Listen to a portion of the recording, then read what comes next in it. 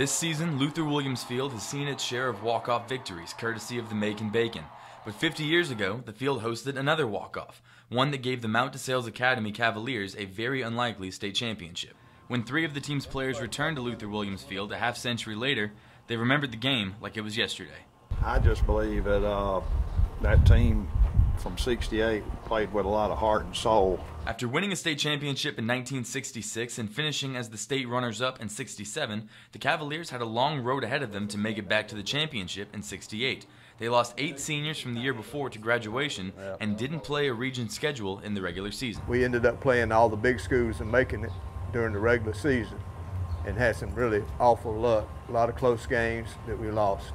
The Cavaliers finished with a 1-10 record during the regular season against those bigger schools, but found their groove in the region tournament, winning the region and punching their ticket back to the state championship.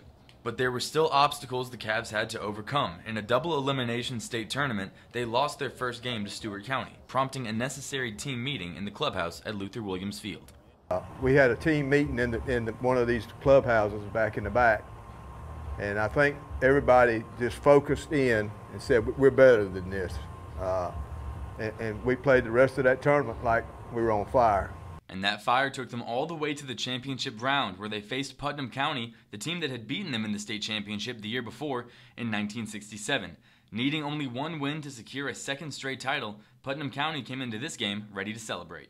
We had to beat them 2 games. All they had to do was beat us the first game, and they came all packed up thinking they were going to win the first and head to Florida. And we messed that up. They had to hang around and play a suck-it game, and we beat them. I guess they went on their trip, but we had to put a little damper on it, I'm sure. Yeah. So after losing to Putnam County the year before, Mount DeSales was now 1 win away from getting some sweet, sweet revenge. And in that do-or-die elimination game, it was an old-fashioned pitcher's duel with zeros going up and down the scoreboard inning after inning until we get down to the 10th. And that is where the Cavaliers would score the one and only run they needed to win a very improbable state championship. Steve Hollemeyer led off the bottom of the 10th inning with a single. A stolen base and another hit later, he was standing on third base, 90 feet away from a championship. He still remembers it like it was yesterday. David Cortez came in to pinch hit and hit a screaming line drive over Hollemeyer's head.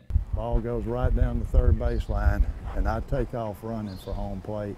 His run gave Mount DeSales its second championship in 3 seasons, all after a 1-10 regular season finish.